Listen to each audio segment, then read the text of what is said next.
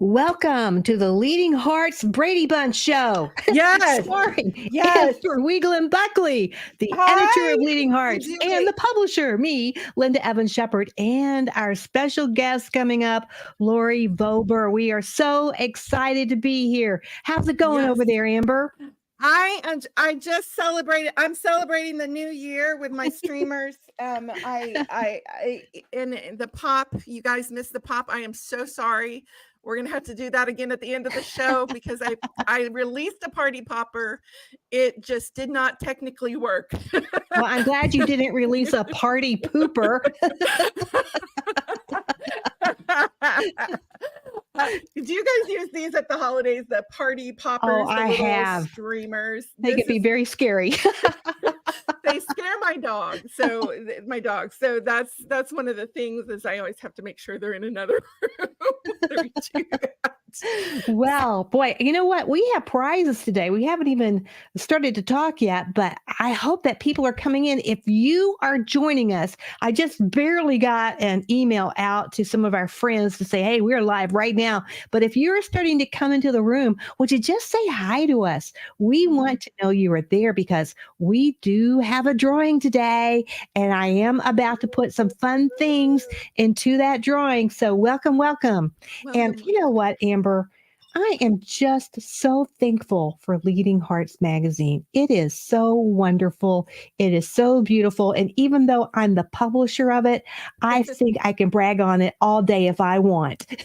Yes. And I mean, I get excited because I know that God leads putting it together because sometimes I look at the magazine and I'm like, I step back after it's done and I go, wow, how did that happen? And I actually have one of our print magazines here. Now I ordered the one that is the holiday issue that just came out. It's not quite to me, but I tell you what, it's so cool to be able to have something that you can hold in your hands and so nice. And now that they're available print on demand, you can go to the website and under Leading Hearts it says print magazine and you can order any issue of Leading Hearts. So I like these because once I'm done reading them, I can hand them to a friend and they don't have to go to the computer. I don't have to give them a link. And you know, one of the things that I like to do is in the waiting rooms, I like to put a print copy of the magazine of doctors, dentists, you know, car, auto repair places, because they're always looking to pick something up.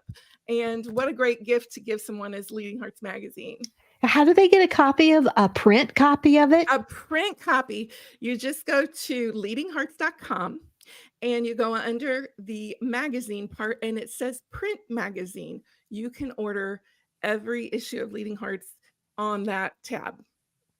Right. And you can still get it for free. You can get our version on iIssue where you just flip it electronically, or you can even get the PDF where you can just read it. You can even take those links and you could send them to your friends, to your family, to your ministry friends, all kinds of people.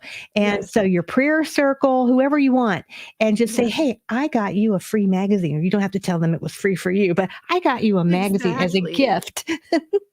Exactly. And I think that it's good that we have it all available for print online. So you can even take it, download it on your computer. You can even print out one article that you think that one person in your life needs to read, or maybe your Bible study would like to read. And you can just print it out, make print copies and pass it out for a small group or send somebody an article of encouragement. We really would love to see the testimonies from people sharing this magazine. Now, Amber, I'm going to take a minute and I'm going to look into the internet at our audience. And you know what? I don't see, I see someone. Carol is here. Woo, Carol. She is here because we want you all to say hi to us just like Carol did, because we are going to have a drawing in a few minutes. And if we don't know you're here, your name is not going to go into the drawing. And right now, we've got Carol, who is going to win the prize. So wow. And Carol, we're all for you winning the prize. You can still win even if 2 more people come in or 20 more people or 100 more people. But You can't win if you don't say hello to us. Yes. And Oh, and Linda Summerford is here too. Hello there, oh, Linda. I wish I hello, could really Linda. see Linda and Linda. you. That's gonna get confusing. I say there's so many Lindas. We know so Well, many Lindas. It is confusing. you know We have what? Linda means beautiful, and it takes a lot of Lindas to turn your life into beauty. So I like to double Linda everywhere I go with at least one more Linda. So I'm glad you're here, Linda. Yes. Yes, so much. I would love to know. Now, I'm here in Southwest Missouri, and right now our wind chill is minus 17. Oh, How many of you are in the ices of the ices of the Alaska in your hometown right now? Because I'd be interested in knowing that. We're what is it like in Colorado? I'm sure you're used to those temperatures, well, Linda. the night before it was -9. Wow. And the wind chill was like -27 or something totally crazy. And Yeah. right now, we've got something going on with our furnace. So Oh, I went in, I've got one of these water purifying machines that take out all the particles from your water, and mhm. it heats up the water, it boils the water, and then there's a fan that spins, and that thing will heat up the room. So I That's took it awesome. to what the That is room that we worry about the most that can break the water pipes because we're heated by water pipes that run through the bottom, the wow. floorboard. And I was able to keep the temperature in the room at, I think, 65 all night. Wow, So, that's amazing. They told us the utility company messaged everybody early this morning and said, watch your power consumption. We might have a loss of power because so many people are have their heat turned up, have their lights turned on because they're home. So pray for this part of the world that we oh, don't lose power. well, let's just pray right now. Dear Lord, please keep everybody warm out there Right, and their right. homes warm and don't let their water pipes break. We Yes, pray that. If you're yes. listening, that prayer was for you. Hey, and if you are listening, would you say hi to us? We know we've got Carol here, we've got Linda here, we've got Rebecca here. Who Yay. else is in the room that can say hi to us? Anybody else out there? Just say hey so we can see you are there and put you in the drawing. So we'll be watching for that, Amber. Yes. Yes, and I am actually up on my Facebook profile. This is streaming live, so any of my friends, please post in the comments, and you will be eligible for a lovely parting gift. Well, we have Party one gift. up Party gift. not a party pooper gift or a party popper gift, but but a party gift. Okay, we got to get this Yes. straight. Uh, and we've got the life of the party waiting in the waiting room right now, don't we, Amber? Right. Yes, we do. We have Lori Vober, and she has such an amazing story. She was one of the features in our new issue. And if you haven't read it, please go to leadinghearts.com and check out that magazine. Lori has such a great story in there. She not only is she an adoptive parent, she is a stroke survivor. And it her journey, and she talks about infertility and dealing with her adoptive children who have some mental health issues that they deal with. Such an incredible story, and I know that that story will touch a lot of people. Oh, I cannot wait to bring her in. Let's bring her up right now. Where are you, Yes. Lori? There she is. Hi, Lori. Hi, it's Yeah. so great to see you, and great to see everybody there out online. And thank you so much for having me. I appreciate it. I hate to tell you guys that I'm in Arizona, so my temperatures are a little higher than yours. So, but I am from Minnesota prior to Arizona, so I feel you guys. I remember those tough temperatures. So. You feel Um, the chill. You I can feel feel the the chill, chill. but I'm not feeling the chill today. So I am so sorry that you guys are cold because I'm not quite as cold. Well, I happen to know that the temperature, the high in Phoenix area today is going to be about 70. So Nice. Nice. So you But don't feel too bad for me. I've not been in the yet. Phoenix area in summertime, and I would not want to be there at summer because it is hot. You could cook a egg on the pavement hot. That is So true. That is true. And when it gets hot, hot's hot. But my husband always says, at least we don't have to shovel the heat. So, it goes both ways. So, you just, every challenge is an opportunity. And you just look at everything as what, what, what's hot's hot, what's cold is cold, and you just live yeah. through it, right? Right, right.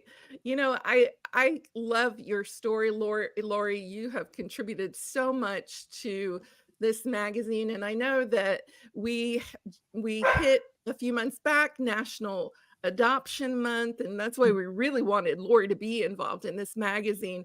But Lori deals with so many different diagnoses, anomalies of being a stroke survivor, as I said, and also being adoptive parents and having had struggled with infertility, and also the challenges of being adoptive parents, having children who have special emotional needs and mental health issues. So you have had the whole ball of wax dealing with that together. So Life doesn't usually turn out how we picture it it would, does it? That's no. just part of the journey. And I think as we go through it, we just learn that life's not usually going to turn out like we plan. But that's why I'm so thankful for my faith. I know you guys are also. And if we didn't have such an amazing creator, an amazing God we could count on, I don't know where I'd be. I know that life obviously would have been easier and sweeter had I not been through the challenges, but I definitely would not be the person I am. My faith would not be as strong as it is, and I definitely would not know how to depend on Him the way I do had it Wow. not been for what I've been through. So definitely all you can be is grateful for the journey, learn from it, and grow from it. So thank you again for the opportunity to be here and to publish my thoughts in Leading Hearts. I do encourage others, if you haven't seen the article, Amber, you did a wonderful job helping me edit that and edit my thoughts. And truly, uh, you get to a point as a parent that you do all you can, but prayer, love, nurturing, support, those are key components for any Right. parent. And I know with even those key components of prayer, we have God, but it doesn't make it less tough. Oh, no. It No, no, doesn't. It doesn't. no. Let's just be real here. Yep, Parenting is never less tough because you have God. You just thank God you have him. absolutely, absolutely, absolutely. So I didn't know how much, if you wanted me to share some of my journey, Yes, okay. please share. So And your journey actually started with being married and having infertility issues. So, and then you had your stroke. So, you share that from that point. absolutely. So actually, we're actually going back about 21 years, at almost 20, right around 21 years at this point. My husband and I were trying for about a year to have our own children. We lived in Minnesota at the time, and I had just made a job change from corporate America to our church in hopes I would just lessen my stress load. And I really thought we weren't being successful in that avenue because of my travel, because of my high stress, and we were on opposite shifts. So I thought, oh, I'll solve that problem. I'll just change my job avenue and career. Didn't know God had a different plan, and His plan actually was to save my life because 3 weeks into Mm, that job is when I did have a massive stroke. It was a hemorrhagic stroke, wow. otherwise known as a brain bleed. And I did not know the signs of a stroke at all, which is why in May, which is Stroke Awareness Month, those of you out there that are friends of mine on Facebook, I do a lot of stroke awareness because I had no idea what a stroke was, what the signs of the stroke were. I didn't feel well that day. Felt Hmm. very sick to my stomach, headache. My arm felt weird, but I just had no clue until my leg felt numb, and I fell from my desk chair, and that's when we Wow. called 911, and it was within an hour I was completely unconscious. So I went just like that, rushed me to the hospital, emergency brain surgery to stop the brain bleed, and woke up 17 days later from a drug-induced coma, completely Wow. paralyzed on the left side. So our life completely changed literally in the blink of an eye. And we went from, you know, basically planning to be parents to starting my life over. And I was the type A personality where I had it planned to a T. I mean, I had it planned. If Mm. we save X amount of money, then we'll be okay to get pregnant at X date. And this is how it's going to feel to be pregnant. And this is how the nursery is going to look like. And this is how I'm going to tell my husband when I get pregnant. I Wow. mean, I was that woman. And that just wasn't God's plan, obviously, at all. And we didn't realize at that point my true infertility. And so 2 months after being in the hospital, we came home, and that was right after September 11th. My husband was in the airline industry, and there was slowdown. And so 2 months after hospital discharge, he was laid off, and that is what brought us from Minnesota to Arizona. And God always has a plan. That was such a blessing in disguise, because my stroke recovery really took off when we got to Arizona. Not only weather related, but I just found a phenomenal stroke recovery rehab center. Spent really the next 8 years donating my whole life to stroke recovery. It was a 6 to 8 hour everyday job of physical and occupational therapy. And I got to a point in 2010 that I really said, okay, I'm ready to start a family again. And so that's when the adoption came up. And we decided that we wanted to do international. We were very involved in Compassion International since our marriage, the beginning of our marriage. And we had been married 5 years when I had my stroke. So we had had a pretty solid marriage at that point. And my husband had lost his mom a month before we had met from cancer. And so I say many times that God truly gave me a godly mate. I met him when I moved to Minnesota for my career. And he has done such a phenomenal job being my spouse through the years. And I think it's because he watched his dad take care of his mom all those years. He knew innately how compassionate he needed to be to take care of me through my medical challenges. I developed epilepsy from the stroke. Wow. Thankfully, my seizures are now under control. But that was hard too, because the stroke, I always thought I could persevere through. I could work hard. I Mhm. could exercise through it.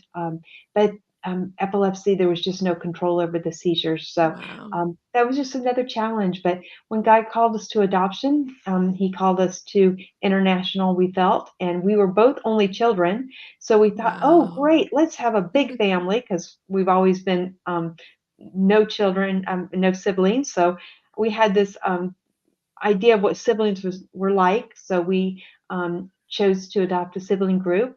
And we originally thought we wanted boys, and that our first adoption of our two boys fell through. And God blessed us with a sibling group of three that happened to be two Wow. girls and a boy. So God must Wow. have chuckled again and said, you only thought you didn't want girls, because now I'm going to give you two girls and a boy. And so that's what he blessed us with. And so in April of 2011, we traveled to Colombia, South America, to adopt our children. And it truly has been a journey of blessings and challenges. Our kids were 6, 8, and Wow. 10 at the time. We did not have the right expectations. We did not have the right training. But that's all looking back. I mean, we had no idea what siblings were until we adopted siblings. I mean, we thought Yes. kumbaya, happy family, board games, love, everybody gets along. That is Mm. not reality No. at all. And love No. does not conquer all. I mean, Exactly, exactly. Linda, there's some more people jumped on. Why don't you say hi to the people our girls who've jumped oh, on here? Well, we have a Debbie and a Deborah and a Cheryl. Hello, girls. I know you all. Hi. Good to see you here. And I if you are in the room, we want you to be part of the drawing in just a few minutes. So would Yes. you just say hey in the chat Hey, so I we see my know that partner you in are there? crime. I see my partner in Oh, crime. Hi, yes, yes. Lisa. Lisa. No, we can't forget Lisa. We're glad you're here too. And Lori, boy, we were just in a really interesting part of your story. And I loved that you said that adopting siblings wasn't a kumbaya experience. That's really interesting. And, I just want to comment. I think sometimes I believe when the Lord gives us a calling, he puts us in the dark and he keeps us in the Right. dark because if we had the real picture of the trial we might face, we'd probably say no. What do you Oh, say to that, Lori? oh, absolutely, absolutely. I mean, and isn't that what life is all about? It's about the Mhm. journey. It's about the journey and learning to depend on Him. And I look back now, and we didn't, and we weren't prepared for so many things, and Yes. didn't get the children that we, our whole bubble of plans entailed. Mhm. But our children didn't really probably get the parents of their dreams either of what they planned. They didn't know that Yeah. they were getting a mom that had a disability. I mean, no one told them that before they got me. So what Mhm. were their dreams that they didn't Yeah. get fulfilled. So it goes both ways. And Yeah. what they did get, though, is they got parents that understood challenges. They got parents Wow. that had resilience. They got parents Mhm. that were willing to stick by them through thick and thin, and they got parents that had a strong faith and a Mm. support system, and gave them those nuggets, for Yeah. them to fall back on. And uh, you know, and Yeah. I'm thankful for that. Let's face it, it's hard enough to be a parent and nurture your own child, and every parent um, doesn't have an ideal situation. Their kids, I don't know, anybody out there have kids who were always complete angels that never did anything wrong? Call me up, tell me what you did. But you had adoptive children who came into this and they already had attachment issues. They probably had, I'm sure they had some trauma in their adoption situation that led them to adoption, and just that feeling of we're on our own. Should may have, caused that. So, and I know that you deal with some mental health issues, especially with one of your sons. So, tell us how did you, I mean, you didn't you never can be equipped, but how did you adjust to that and finding out and dealing with, okay, we have to do something different with our son? We actually had different mental challenges with each of our children. Each of them were different. Each of them handled things differently, and each of them have different challenges. And I had never dealt with that. And I honestly, had I not been exposed to that through my children, I still would be. Even though we've gone through the pandemic and we have seen more exposure of that just in our whole social world, I would not have been as exposed to that had it not been for my children. I would be much more in a bubble. And so I Mm, honestly tell my children now, as young adults, they're all out of the house, we're empty nesters. And now, as I look back and I can have honest conversations to them, I literally say to them, you gave me two very precious gifts. Number one, you gave me the gift of mom. You allowed me to be a mm, mom. And number two, you took me through a very, very difficult journey that I would not have understood, and would not have personally been able to experience without you. And I can now appreciate what other people go through and have the compassion, personally, that I wouldn't be able to understand. And as this author and speaker, I need to be able to understand, and I need to, when I'm mhm, talking to mhm. others and ministering with others, I don't want to be fakely just saying, I'm sorry. I want to feel their pain, and know that, and have them know that I understand. And my kids gifted me that. And so I just look at it as an opportunity at this point, that those challenges equipped me to understand what other people go through better. And so, at this stage in the game, I still try and support my kids the best I can. Each of them are handling their challenges not how I would wish that they would handle them, but all we can do is support them, and and give our suggestions. But the one thing I have learned as they grow older, um, you have to be careful with your advice. They don't always want to hear what you have to say, and so there's a time to speak, and there's a time to listen, and there's a time just to keep um, your your your thoughts to yourself. And Yeah. um, I'm learning to do all three. Yeah, exactly. The scripture verse they always say, train up a child in the way they should go. Well, you know what? It's hard enough to train a dog, you know? Well, I tell you what. I have 2 Great Pyrenees. They don't listen. And I should have been. I've had dogs all my life. I should have been trained to deal with kids. Little did I know that they can talk back. And I should have expected that too. But moms go into this thinking, of the, you know, just like we all go into thinking birds should be able to clean up our house. you know, It's the down and dirty trenches sometimes with parenting, and especially when you have different things. As I've learned dealing with children with on autism spectrum, even that I had to really seek to understand and communicate, and moreover understand what I was dealing with. So, it was not only interaction, but it was like research. Yes. One thing I would do differently, and I put this in the article, you helped me edit this in there. Several things. Number one, I would be more vulnerable to others of the support I needed, Mhm. and got counseling right away for myself, my kids, and family counseling. And I would have Mhm. had it been a non-negotiable. Because our kids were older, it was much more difficult to initiate and establish a rule base, um, and stick by the expectations because they were older.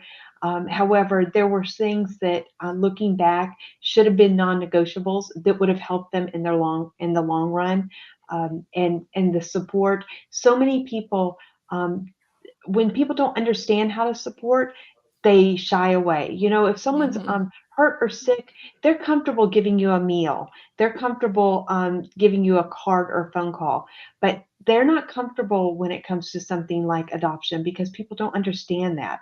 And so Mhm. it's not that they don't care; it's just they just don't know how to help. So then you feel unsupported, and when you feel Yeah. unsupported, then you go into your own shell, and then Yeah. you feel alone, and that's what happened.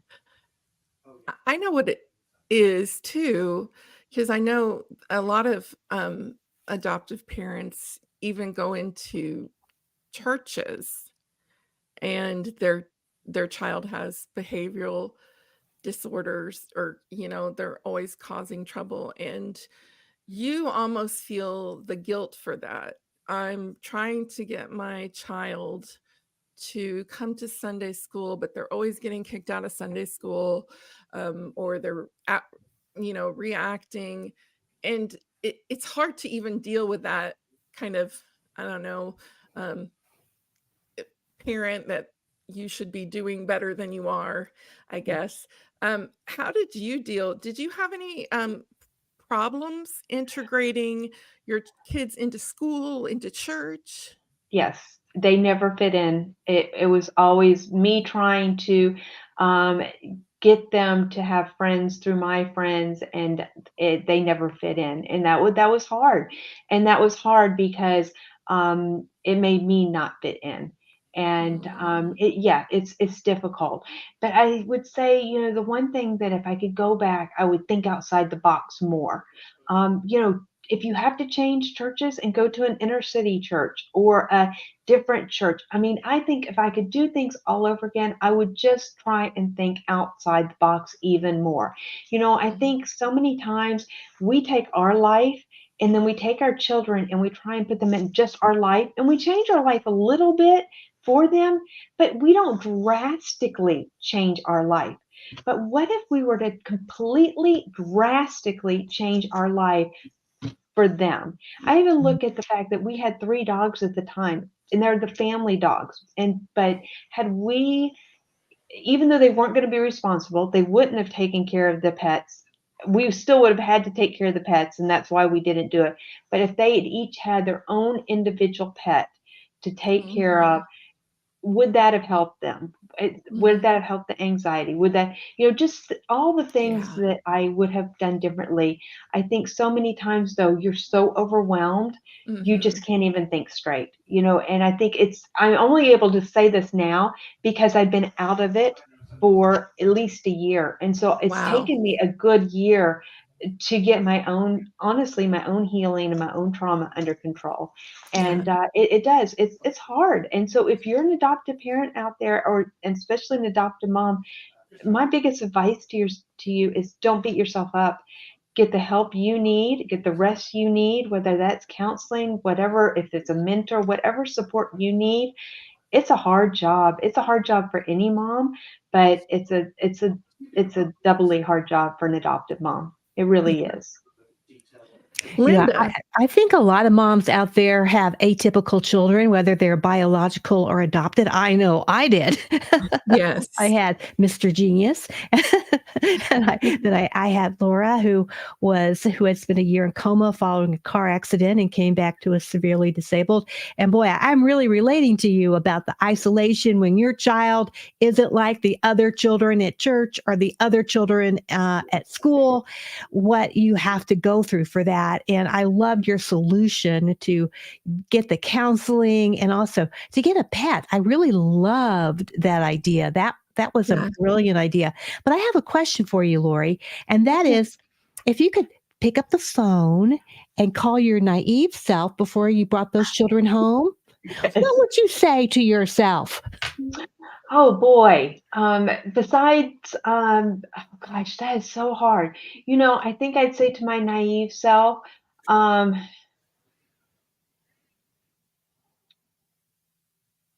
don't have as many expectations. I thought I was going into it not having as many expectations because I always said, whether they go to college, whether they just flip burgers, whatever they want to do with their life is okay.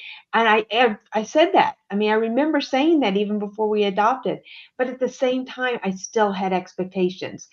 And it's Mhm. a fine line of rules and needing to have those guidelines, but having expectations.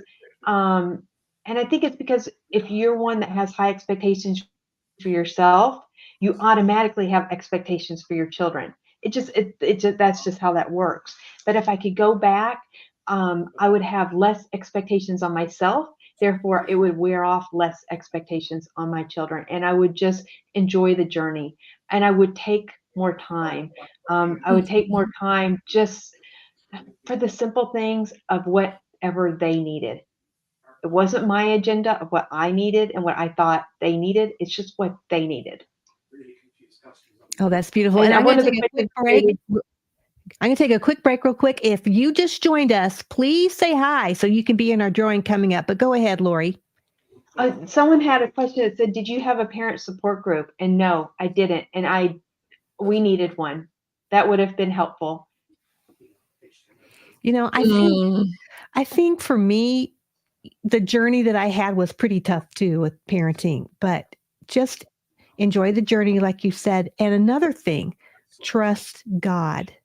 Yeah. Continue to say, God, these are your problems. These are your children. And maybe for some of us, these are your grandchildren. And just trust God that He's Yeah. moving and He's going to turn it all into a blessing. And maybe you won't even identify it until you look back what the blessings were. But the Yeah. blessings are there, are they not? Yes, Mhm. absolutely. and hold tight to that, and hold tight to the, you know that you're doing the very best you can. And Mhm. your kids, even when they're giving you a hard time, they're listening. They are. Mhm, My mhm. oldest daughter has two now. My youngest daughter just had a son, and that's the legacy of us being parents, is the fact that they are now raising them the way that we did. And so just hold on to um, doing the very best you can. Yeah. Yeah, I perfection, throw that out the door. Yeah, Who needs it? It's something you can't live up to anyway. yeah, But turn your eyes to the Lord and say, "Here, I'm walking this journey with you." Even exactly. if it's a journey outside of parenting, but parenting especially, I'm walking this Right. journey with you because I can't figure it out, but you Nope. Yeah. can. Yeah, Uh, I think too, and I know this for Linda and for Lori, there's a lot of people who have ideas of how you can parent better, that aren't necessarily helpful, and they're not necessarily the way that your situation will go and be effective in your specific situation. So how do you deal with the how do you deal with people who aren't are more interfering than helping? that's really good. That's I'm glad you brought that up, because I have had people that have tried to give advice that it I know won't work because just of our situation. And you have to be real careful not to get your feelings hurt, because and realize Mm, it's not that they don't care when they're giving the advice that they're giving. They're giving the advice they're giving because they truly care about you. They just don't realize for your particular situation, it's not going to work. So be gracious with the advice that they're giving, and be gracious with their support, because it's more than not having the support. And see if you can change it around and use some of it. And if not, throw it out the window and go on to the next, and right. I've just learned to be a thicker skin too, I think, through it. And Yeah. not have my feelings hurt quite so easily, and just Mhm. realize a lot of times, belonging, belonging is just, we all are striving for the same idea of belonging. Yeah, and giving yourself grace, like Kathy said in the comments. Boy, I think that is important. What do you think, Lori? Absolutely, absolutely. Grace for ourselves and grace for our children. Our Yeah. children are learning too. And in my case, my children were learning a new language. They were Mhm. learning a new house. They were learning new expectations, a new family. And I think a lot of times we forget the grace aspect um, for the whole family unit. Yeah. That's Yes, good. I I'm agree. just going to jump in and say, you know what? We're going to be wrapping up in about 5 minutes.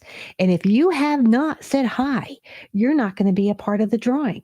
So now is the perfect opportunity to just say hey in the chat so that we can see that you are there because we want to put your name in.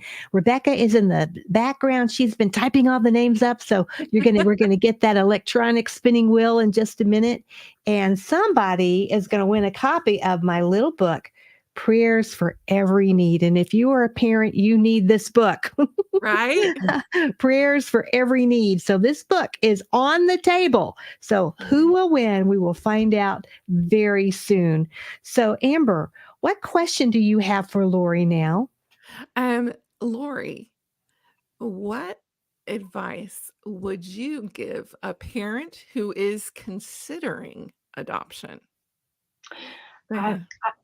I would say definitely do your research, and really research why you want to adopt. Really go in prayer and really gut search. Why do you want to do this? Is it for you? Is it for your own identity? Or is it for you really have a yearning to be a parent? Do you really have a yearning to take care of a child?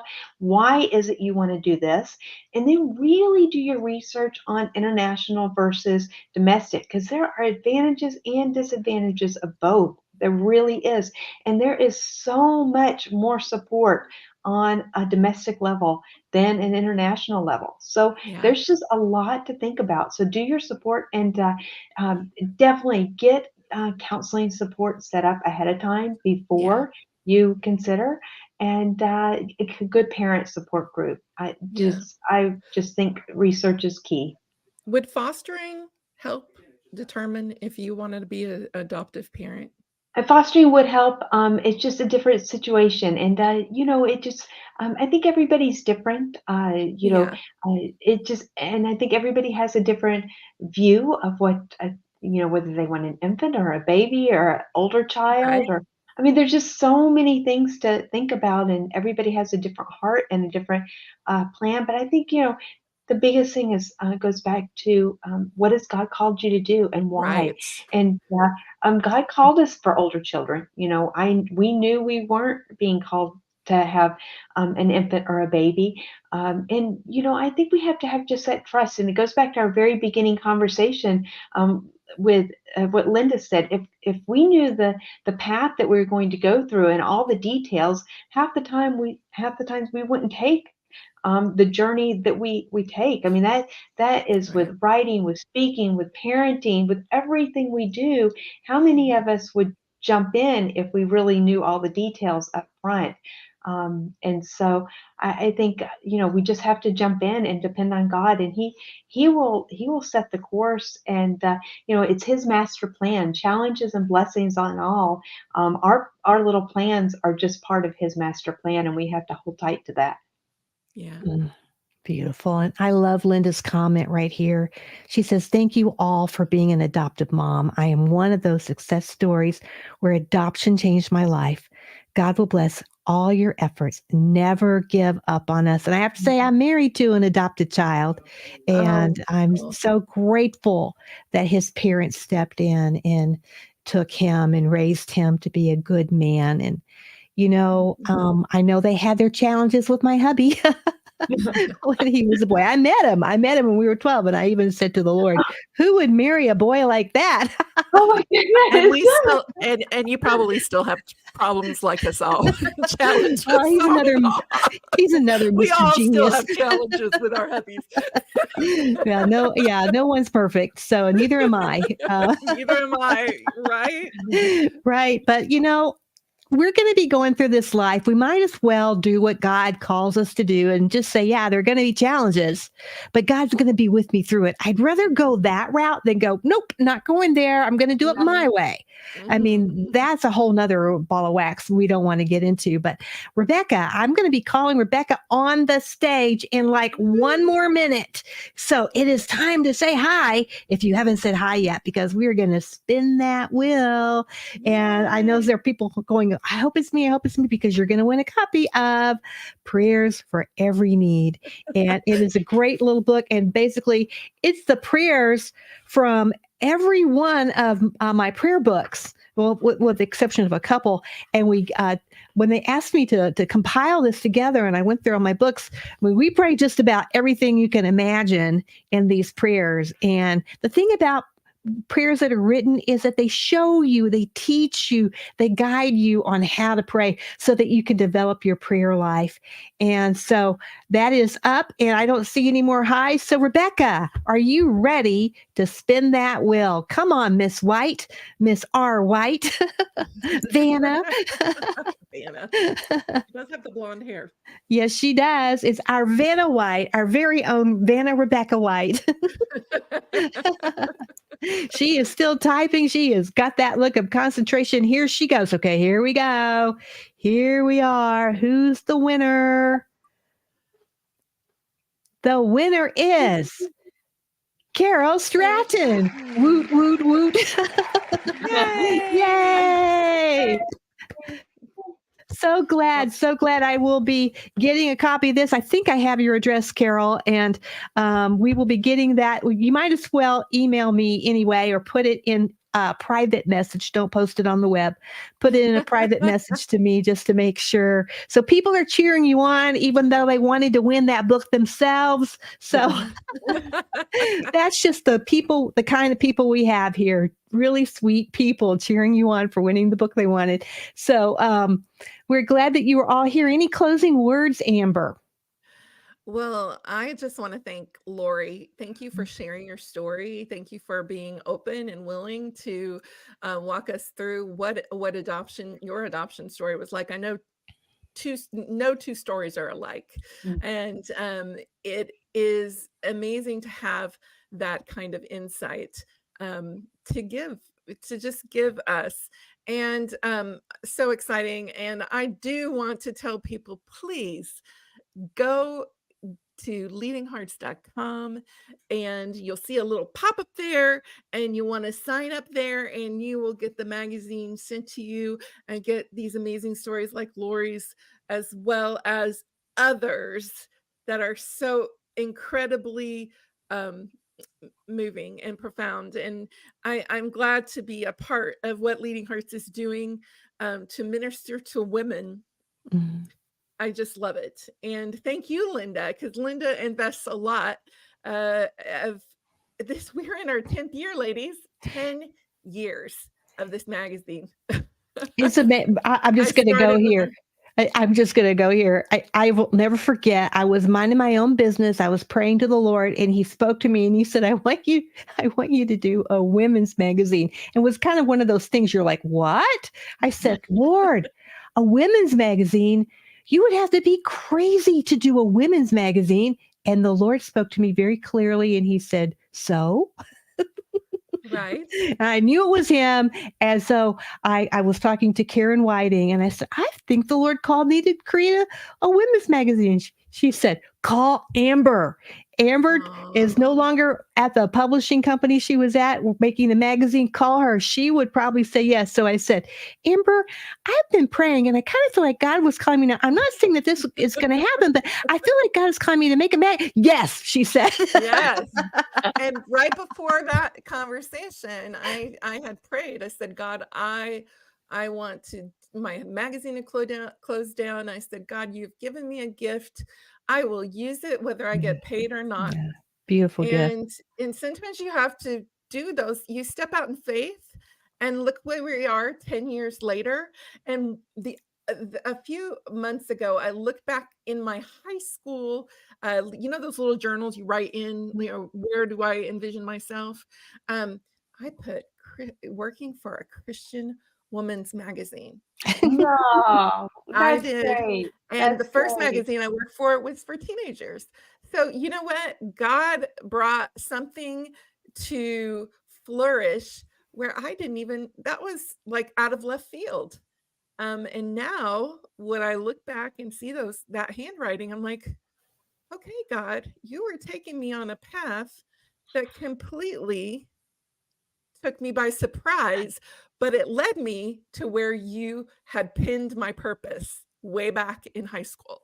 And I just have to say, Amber, you are the editor of the #1 EPA awarded Christian Evangelical Press Yes, Association Christian Ministry Digital Magazine of the Year. Woo! right? Woo! And that is, we have a staff of dedicated ladies like Linda and Rebecca and Joy, and we have so many and so And many Tom. contributors like Lori and our columnists. We could not do this. I could not do this on my own. And Linda could not do this on her own. But God brings the workers when he gives a dream. He brings the workers. So I don't know who might be listening to this, but and thinking that you have to carry a dream on your shoulders, and that's the weight of it carries. He's gonna bring you something. He's gonna bring you something bigger than what you dreamed of. That's right. Just be crazy enough, like me, to trust God through it. Is it called Absolutely. crazy faith? I believe in crazy faith, actually. God calls us to crazy, not like crazy, like do something dangerous, but he calls us to radical, crazy faith, that he's going to do what he says he's going to do, regardless of what we think. Now be crazy like Lori, who said yes to God, even though she Yes. didn't know what would happen when she opened that door. But He has been with her. And Lori, it shows. You are Mm. glowing. You are a wonderful example of, yeah, it wasn't an easy journey, but God was with you and Oh, helped you. absolutely. And the world is a better place because you were in position to do what God called you to do. Mm.